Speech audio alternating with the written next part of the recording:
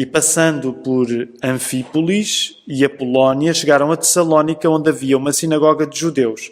E Paulo, como tinha por costume, foi ter com eles e por 3 sábados disputou com eles sobre as Escrituras, expondo e demonstrando que convinha que o Cristo padecesse e ressuscitasse dos mortos. E este Jesus que vos anuncio, dizia ele, é o Cristo. E alguns deles creram e ajuntaram-se com Paulo e Silas, e também uma grande multidão de gregos religiosos e não poucas mulheres principais.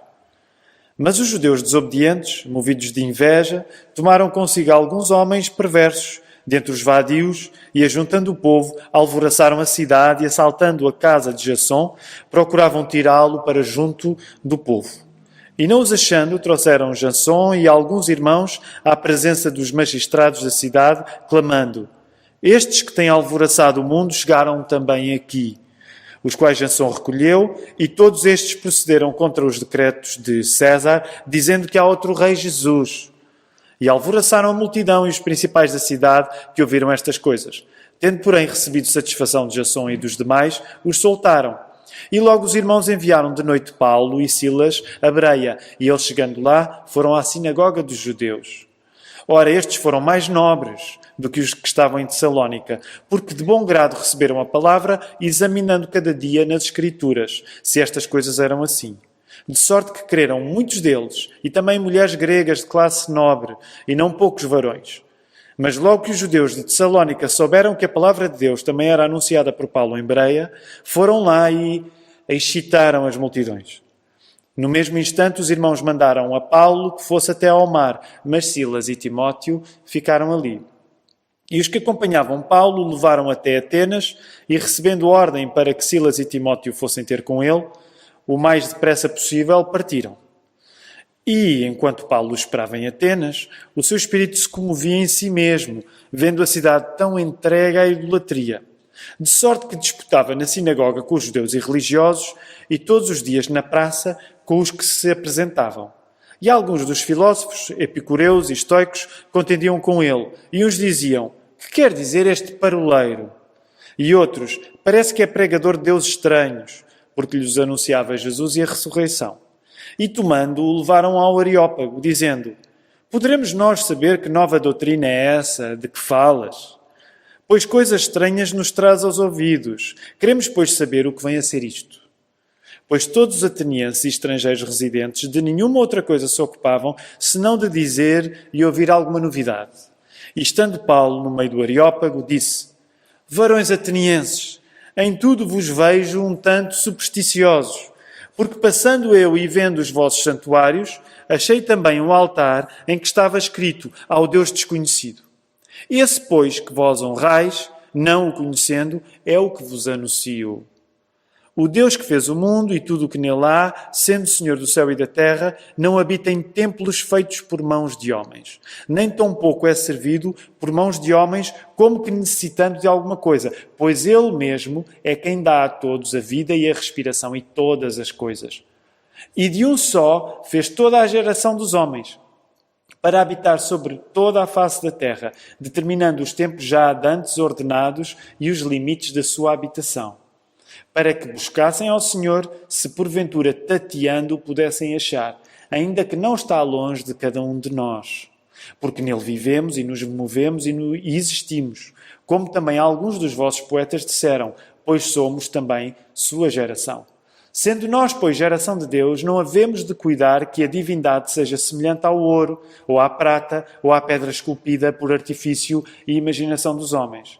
Mas Deus, não tendo em conta os tempos da ignorância, anuncia agora a todos os homens e em todo o lugar que se arrependam. Porquanto tem determinado um dia em que com justiça há de julgar o mundo, por meio do varão que destinou, e disso deu certeza a todos, ressuscitando dos mortos. E como ouviram falar da ressurreição dos mortos, uns escarneciam e outros diziam: acerca disso te ouviremos outra vez. E assim Paulo saiu do meio deles. Todavia, chegando alguns varões a ele, creram, entre os quais foi Dionísio, Areopagita e uma mulher por nome Damaris, e com eles outro. O sermão desta manhã chama-se Alta Taxa de Altares. Alta Taxa de Altares. O meu plano é sugerir uma pergunta potencialmente incómoda para todos, para mim também, certamente. E essa pergunta é: até que ponto é que nós colocamos o nosso coração em tanta coisa porque de facto o sentimos vazio? E a ligação que gostaria de estabelecer com o texto bíblico aberto em Atos 17 é que, da mesma maneira que os gregos, que nós já vamos revisitar no texto, os gregos lá em Atenas tinham na cidade a maior taxa de altares por metro quadrado. Muitas vezes nós devotamo-nos a causas sem fim porque ignoramos a melhor causa de todas, que é Jesus Cristo. Esta é a mensagem que eu quero trazer para todos nesta manhã. E o propósito é que o Espírito Santo guie a nossa leitura do texto bíblico, que Ele possa orientar-nos em muitos dilemas que são os nossos nesta hora. Não deixa de ser curioso nós, enquanto Igreja da Lapa, termos uma série de sermões chamada Está no Ir, na era do fica em casa. Deus tem sentido de humor, certamente, mas nós acreditamos que o está no ir é para estar no ir e queremos pedir a Deus que Ele nos oriente nessa tarefa. Estamos nesta hora, aqueles que estamos reunidos aqui, a representar uma pequena multidão de pessoas que se reúne nesta casa de oração. Por causa das condições especiais da pandemia, somos apenas homens, mas normalmente somos homens, somos mulheres, somos gente nova, somos gente mais idosa, somos crianças, somos todo o tipo de pessoas a quem Deus tem adotado como seus filhos. E é no nome do Filho dele, Cristo, que nesta hora vamos orar para que Ele se revele a nós nesta manhã. Pai do céu, nós estamos contentes porque mesmo longe das condições certas, que são estarmos todos juntos, nós podemos elevar as nossas mãos ao Rei que vem.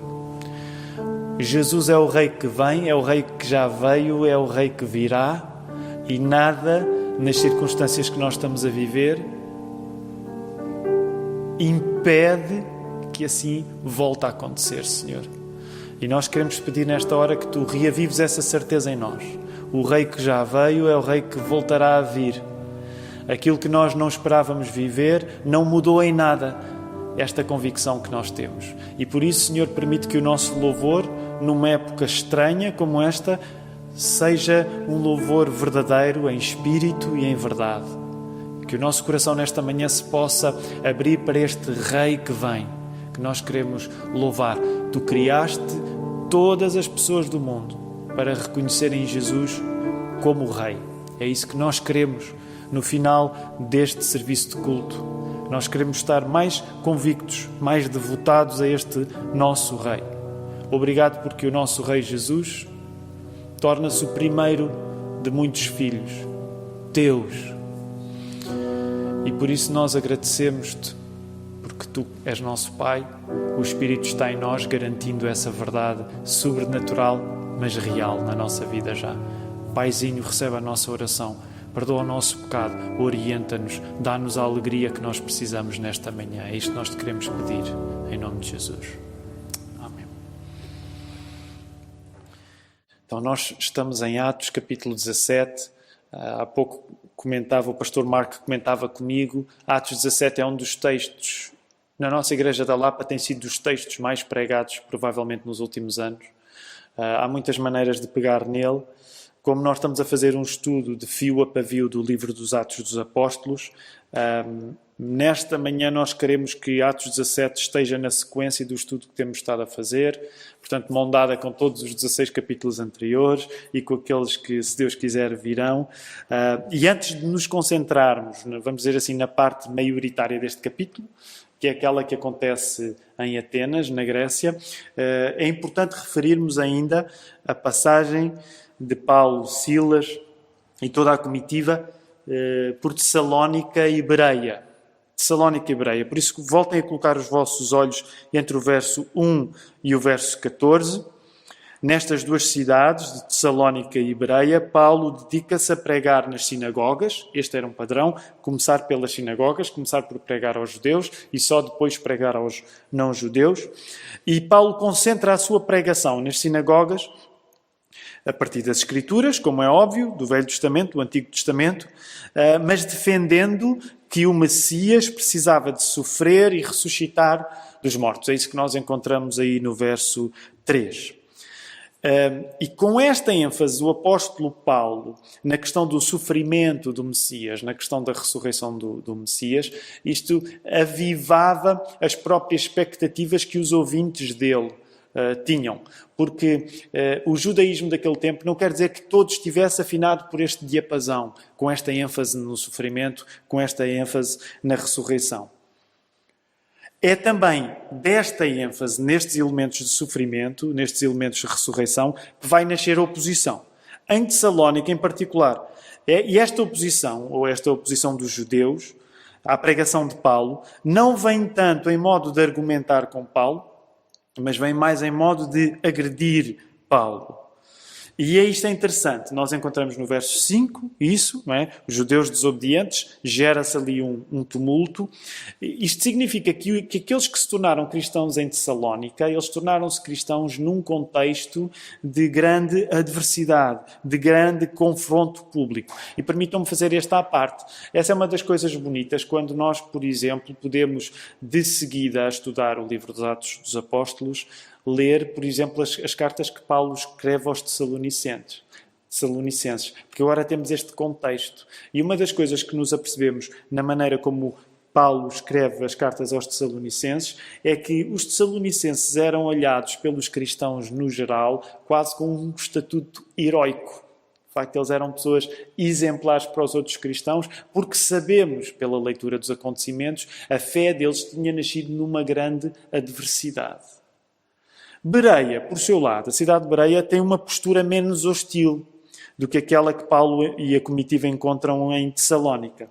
Menos hostil e mais centrada na leitura da palavra. Por isso mesmo, os judeus da sua sinagoga são descritos como mais nobres do que os de Tessalónica. Vocês encontram isso aí no verso 11.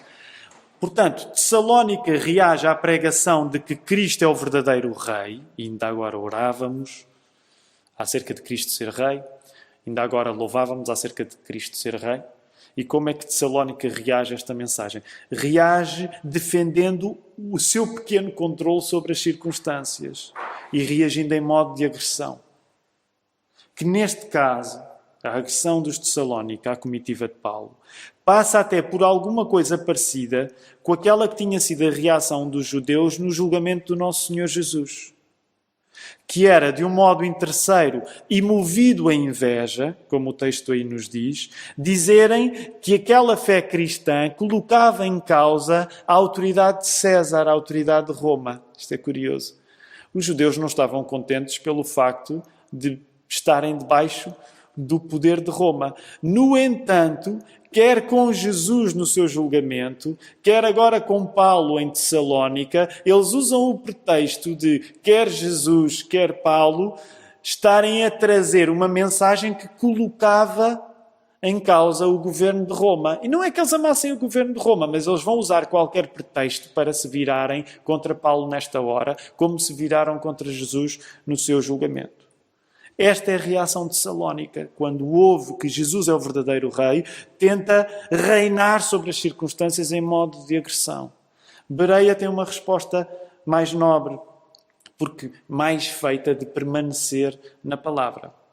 Ora, diante da eficácia destes judeus arruaceiros de Tessalónica arranjarem confusão em Bereia para os apóstolos, isto significa que os de Tessalónica tiveram de fazer uma distância de cerca de 72 quilómetros. Não é? Há que tirar o chapéu à maneira como estas pessoas são tão diligentes a perseguir, a ser contra Paulo. Então, o que é que acontece? Os de Tessalónica, ao saberem que Paulo estava em Bereia, vão para lá arranjar confusão, arranjam confusão e Paulo acaba por ter de avançar sozinho neste caso sem Silas e sem Timóteo, para Atenas, na Grécia. E claro, chegamos a Atenas, cidade incrível. Eu nunca visitei Atenas. Mark, tu já visitaste Atenas e de facto toda a gente que vai a Atenas diz que é uma cidade única. Filipe, foi Grécia, lua de mel, mas não foi Mykonos. Foi, exatamente. Foi a Grécia mais romântica. O Filipe está a dizer que recomenda vivamente. Ok, mas vão a Mykonos e arranjam maneira de ir a Atenas também. Okay. Atenas, cidade incrível. Berço da democracia, proeminente desde o século V a.C., resistente contra os persas, resistente contra Filipe da Macedónia, símbolo de liberdade e autonomia, e mesmo quando é conquistada pelos romanos no ano 146 a.C., é permitido a Atenas manter as suas instituições e manter a sua liberdade como cidade aliada do Império Romano. Podemos dizer que Atenas era a verdadeira ponta de lança da cultura daquele tempo. O próprio texto bíblico, isto é interessante, avalia a cidade. E nós podemos encontrar essa avaliação que o texto bíblico faz da cidade em 3 pontos. Aí, primeiro no verso 16. Atenas é descrita a partir da sua idolatria, o que já não é tão simpático. A segunda coisa, encontramos entre o verso 19 e 20. Atenas é descrita pelo texto bíblico a partir do valor que atribui ao conhecimento, sobretudo a partir do destaque dado às 2 escolas filosóficas que encontramos aí no texto, o epicurismo e o estoicismo. E uma terceira característica que o texto aponta ao descrever Atenas é o interesse pelas ideias novas que os estrangeiros traziam. E vemos isso aí no verso 21. Ora, Paulo não consegue ficar indiferente aos hábitos religiosos dos atenienses. Nós encontramos isso aí no verso 16. E sabem, dependendo das traduções, por exemplo, a tradução que eu li, a Almeida Revista e Corrigida, até usa um termo que se calhar ameniza a reação do apóstolo Paulo. Nesta tradução que eu li, o termo é Paulo comovia-se. Ora, geralmente quando nós usamos a palavra comover-se, não é bem o sentido que está aí em causa. Sabem, na palavra grega original, a ideia está mais relacionada com uma agitação nas emoções, que tem a ver com ira, tem a ver com irritação, tem a ver com uma discórdia acesa. Portanto, não é uma comoção de estou tão comovido. Os meus sentimentos ficam tomados por aquilo que eu estou a ver. O termo no grego é paroxino, que na Septuaginta, que é a tradução do Velho Testamento para o grego, é um termo usado para descrever a reação do próprio Deus à idolatria. Devemos notar uma diferença de estratégia de Paulo no meio de todos estes acontecimentos. E que diferença de estratégia é essa?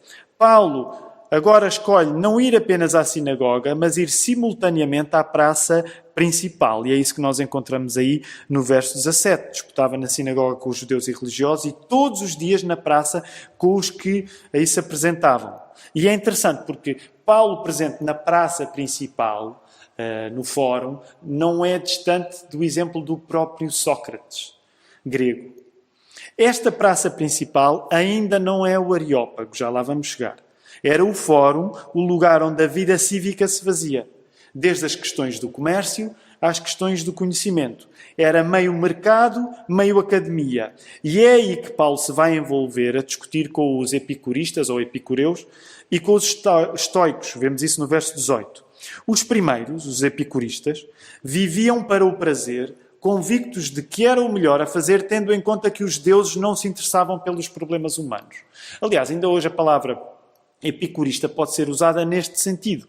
Alguém que se dedica ao prazer. No entanto, o motor dessa atitude de se dedicar ao prazer era uma convicção de que os deuses não estão interessados em nós. E como não estão interessados em nós, nós podemos fazer aquilo que queremos. Do outro lado, estavam os estoicos, que aceitavam tudo na vida, sobretudo o sofrimento, como uma demonstração de uma disciplina que os colocasse em harmonia com toda a ordem natural das coisas.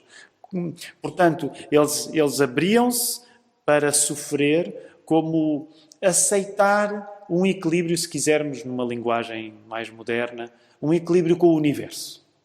No fundo, eles procuravam uma ideia de lógica que podia ser divina e, através da disponibilidade deles para viverem, fosse o que fosse, sobretudo o sofrimento, eles diziam: nós queremos estar de acordo com aquilo que Deus nos der, aquilo que os deuses nos derem, aquilo que o universo nos der, aquilo que a lógica da existência nos der.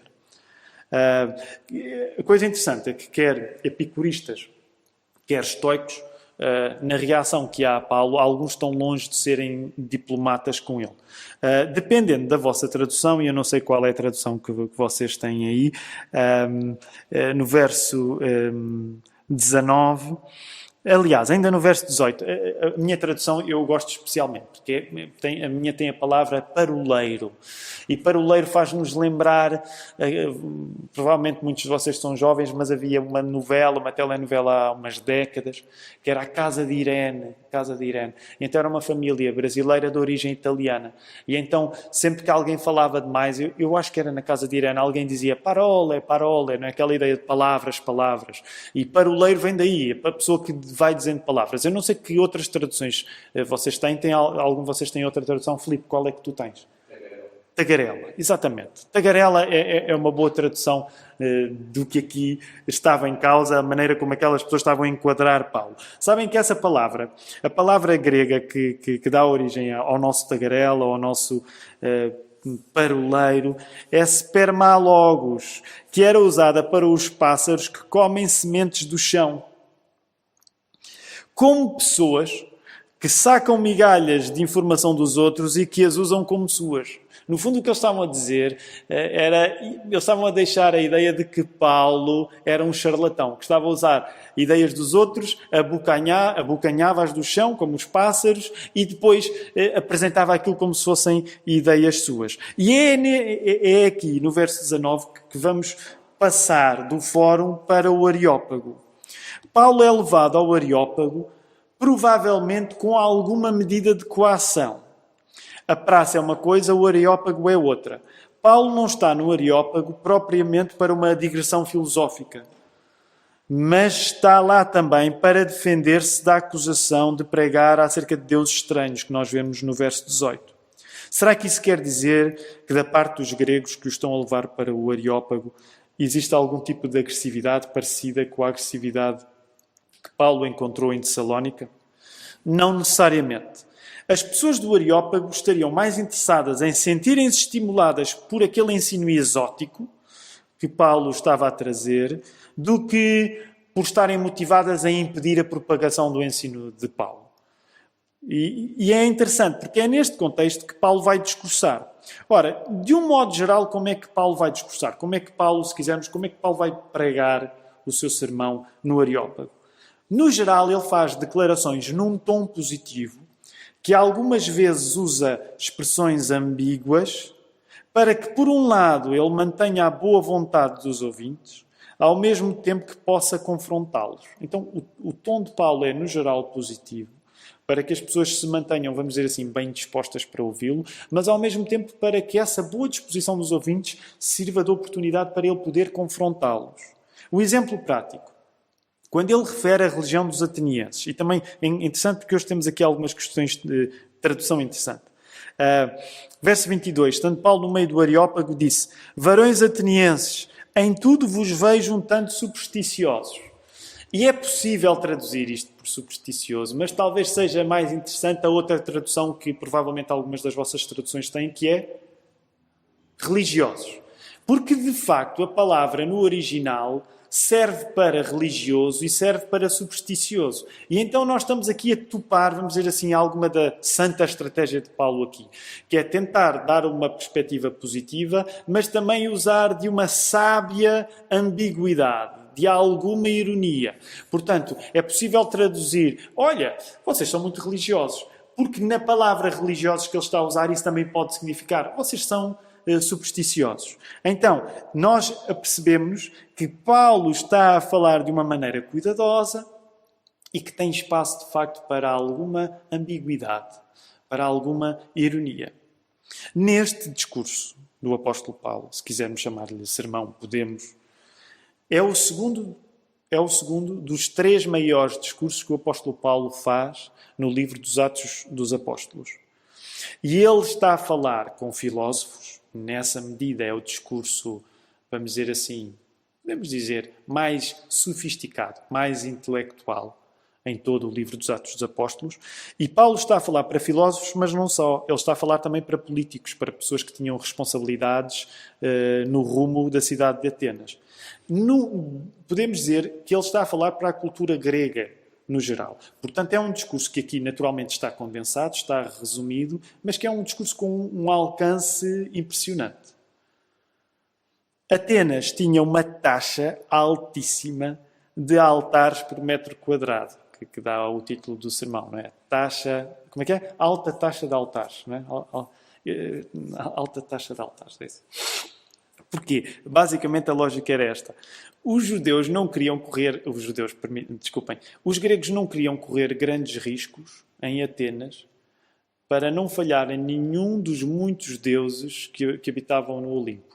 Então eles espalhavam... Há cálculos, eu não os tenho comigo, porque a pessoa tem de deixar muita coisa para preparar um sermão, não pode trazer tudo. Mas até há cálculos acerca do espaço, em quanto espaço é que havia altares. Então isto significa que é uma cidade que, de facto, está mergulhada em idolatria, como o apóstolo Paulo reage a ela, mas Paulo vai usar um altar politeísta ao Deus desconhecido, né, que encontramos aí no verso 23, para propósitos monoteístas. A lógica da pregação de Paulo é afirmar que quanto mais os atenienses se preocupam em não deixar nenhum buraco na sua religião, vamos arranjar aqui mais um altar, não vá dar-se o caso de nos termos esquecido de algum Deus. Portanto, quanto mais os atenienses se preocupam em não deixar nenhum buraco na sua religião, mais demonstram o pouco que sabem acerca de Deus. E Paulo está a trabalhar nesta contradição, se quisermos. A ênfase de Paulo não é aquilo que os atenienses acertam por louvarem um Deus desconhecido. E quando vocês vão ao verso 23, muitas vezes eu receio que a interpretação apressada seja nós tomarmos o que o apóstolo Paulo está a dizer como um elogio. E não é bem o elogio que Paulo está a dar aos atenienses. Paulo está mais a querer enfatizar a ignorância que eles revelam nesse desejo de adorar o Deus desconhecido. Nessa medida, Paulo não estabelece uma ponte com o paganismo dos atenienses, mas com a ignorância que eles próprios admitem acerca das identidades desconhecidas da sua religião. Portanto, Paulo está a querer mais enfatizar o desconhecido do que o Deus. Está a querer que os atenienses percebam que, ao erigirem um altar para um Deus desconhecido, fica mais à mostra o desconhecimento deles do que o Deus real que eles estão a adorar. Paulo, nesse sentido, não está a congratular o paganismo daquelas pessoas, mas certamente quer aproveitar as próprias assunções desse paganismo para corrigi-lo. E a verdade acerca de Deus implica 3 afirmações que Paulo faz pela negativa. A primeira, o Deus que fez tudo não habita em templos feitos por mãos humanas. Vocês encontram isso no verso 24. A segunda, esse Deus não é servido por mãos humanas, mas é esse Deus que serve todos os homens. Encontramos isso no verso 25. E terceira, esse Deus não pode ser representado por nenhuma imagem humana. Encontramos isso no verso 29. Logo, não interessa, neste caso, assinalar a nossa semelhança com Deus, mas a nossa diferença diante dele. Há os tais aspectos positivos, também dentro deste sermão, que passam, por exemplo, pelo facto de Paulo citar poetas gregos, provavelmente Epiménides de Creta e Erato de Cilícia. Há o aspecto positivo de Paulo reconhecer que Deus está em todos, mas não na compreensão panteísta de que tudo é Deus, no verso 28. E nessa medida há uma passagem da imanência de Deus para a transcendência, na necessidade que todos têm de se arrepender. Portanto, Paulo tenta fazer um enquadramento, vamos dizer, razoavelmente positivo daquilo que é possível ser considerado positivo acerca da religião dos gregos, atenienses, dos pagãos, mas para enfatizar aquilo que eles falham. E é naquilo que eles falham que da imanência passa para a transcendência, falando num elemento fundamental, a que nenhum grego pode escapar, a que nenhum judeu pode escapar, a que ninguém hoje em 2020 pode escapar, que é a questão do arrependimento. Paulo reconhece pela positiva que de alguma maneira os gregos procuram Deus. Okay? Pela positiva nós temos de ver o texto dizer-nos isso. Paulo, pela positiva, quer reconhecer que de algum jeito aqueles gregos querem encontrar Deus. Mas pela negativa, Paulo afirma que sem arrependimento essa procura nunca vai dar bom resultado. Essa procura é incompleta e nós encontramos isso no verso 30. O desempate entre a ignorância e o conhecimento verdadeiro acerca de Deus será através de um julgamento de alguém que, sendo Deus, é também homem. Esse Deus é Jesus. É aqui que entra a ressurreição como uma condição desse juiz executar o papel divino que lhe compete. Estamos a falar de Cristo. Era tão difícil acreditar na ressurreição naquela época como é hoje, em maio de 2020.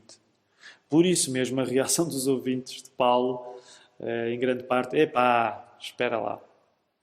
Não é? E nós encontramos essa reação aí no final da passagem, no verso 32, uns escarnecem e outros dizem, olha, é melhor ouvirmos-te outra vez. Mas mesmo diante dessa interrupção da ação evangelística do apóstolo Paulo no Areópago, há quem creia, e uma igreja nasce daí, de um pequeno grupo de crentes que são mencionados aí no verso 34, Dionísio e Damaris. Quero aplicar rapidamente estes princípios do texto à nossa vida hoje.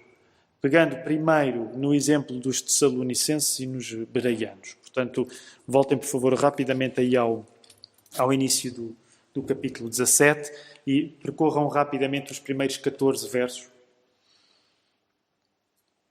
do capítulo 17 para nos recordarmos do exemplo que encontramos em Tessalónica e em Bereia. Quando Cristo é pregado, as outras autoridades são desalojadas. Nada fica igual. Não é por isso de todo estranho que quando Jesus é pregado, quando a história de Jesus é contada, quando o Evangelho é proclamado, o facto de nos ser revelado que quem manda realmente é Cristo e não nós, suscita em nós inveja e até agressividade. Eu gostaria que nesta manhã todos nós nos pudéssemos colocar nas sandálias da pior reação de Tessalónica, porque nós naturalmente temos a tendência de nos colocar no lado dos bons. Mas o que eu gostaria que nós pudéssemos pensar é que aquela reação negativa das pessoas em Tessalónica, tu deves te identificar com isso. Porque se alguém te vem dizer que, afinal de contas, quem manda em tudo não são as autoridades que tu tens reconhecido, mas é uma nova, é normal que isso crie algum tipo de reação em ti. E reparem, é interessante, nesse sentido, deixem-me usar esta expressão, os de Tessalónica passam da palavra para o pau, mesmo para a pancada. Não é? Passaram da exposição da palavra para uma conclusão que não esperavam, afinal, Cristo é o verdadeiro Rei, e reagem com pau. A nobreza com os de Bereia é, de certo modo, eles evitarem a pancada, eles evitarem o pau, ficando na palavra. De facto, o que Jesus faz não é neste sentido manso. Quando nós ouvimos a história de Jesus, nessa medida ele não é manso. O que Jesus é na nossa vida, quando o Evangelho nos é apresentado, a palavra revolução tem muitas conotações ideológicas e eu quererei evitá-las. Mas aquilo que Jesus faz é de facto uma revolução naquilo que a nossa vida é. Perceber que com todo o desejo mais consciente, mais inconsciente, de nós controlarmos a nossa vida, de repente Jesus aparece como uma pessoa que de facto tem controle. E isso é normal que suscite em nós reação. É normal que suscite em nós reação negativa. Dá vontade, permitam-me dizer desta maneira, quero ser cuidadoso, mas quero dizer-vos aquilo que acredito que a palavra me permite dizer. Dá vontade de dar pau neste Jesus. Não foi por acaso que Jesus foi crucificado. Jesus foi crucificado porque a mensagem de ele ser o único caminho, a verdade e a vida é uma mensagem insultuosa para tudo aquilo que em nós quer ser autónomo. Mas quero desafiar-te, diante desta palavra potencialmente indigesta, de Jesus ser mesmo o caminho, a verdade e a vida, tu não reagires com pau, mas reagires na palavra. Poderes reconhecer que isso não é fácil para ti, mas poderes permanecer na palavra. Poderes permanecer na palavra para que seja a palavra a ir além da tua reação mais imediata. Segundo e último ponto, para aplicarmos à nossa vida. Pergunta, qual é a taxa de altares na tua vida? Qual é a taxa de altares na tua vida? Tu tens uma taxa alta de altares? Se sim, até que ponto é que derramares o teu coração em tanta coisa revela que, contraditoriamente, ele está vazio do mais importante? Vou voltar a repetir esta ideia. Até que ponto é que nós podemos derramar o nosso coração em tanta coisa na nossa vida porque, contraditoriamente, o nosso coração está vazio? Reparem, a analogia aqui é simples. Quanto maior era a devoção dos gregos aos deuses, mais longe eles estavam daquele que era verdadeiro. Gostaria que considerasses o mesmo. Como é que a tua taxa de altares pode ser alta ao ponto de revelar uma insatisfação que só pode ser resolvida pelo Deus verdadeiro, o homem-Deus, Jesus Cristo? E esta convicção, esta consciência, não vou ser eu que te vou poder dar, mas o que eu gostava de apelar nesta hora é que tu pudesses pedir ajuda a Deus, que Ele te demonstrasse até que ponto é que em todas as coisas que ganham o teu coração na tua vida, essas coisas não precisam de ser más, mas até que ponto é que tu passas de devoção para devoção, de causa para causa, de amor para amor, de obsessão para obsessão, de que modo é que o teu coração avança de coisa para coisa porque continua por satisfazer. E o que eu quero dizer-te é que, de facto, o teu coração só vai ser satisfeito em Cristo. Aqueles gregos, quanto menos sabiam de Deus, mais construíam altares. E a nossa vida não é assim tão diferente. Às vezes nós construímos altares com muito boa vontade. Não queremos que nos escape nenhum Deus desconhecido. Mas isso só demonstra que nós estamos longe de conhecer o Deus verdadeiro. A palavra de esperança que quero partilhar contigo, e usando a expressão que o texto usa também, é que às apalpadelas nós temos tentado encontrar aquele que nos quer encontrar a nós. E nesta manhã que tu possas pedir a Deus, que tu tens procurado às escuras, que nós temos procurado às escuras, que Ele se possa revelar a ti e que o teu coração deixe de ficar esfomeado depois de se entregar a tanta e tanta coisa, mas que o Deus que peregrina até nós, que Jesus possa encontrar-te e a partir daí tu possas ficar de coração cheio. Que o Senhor nos ajude.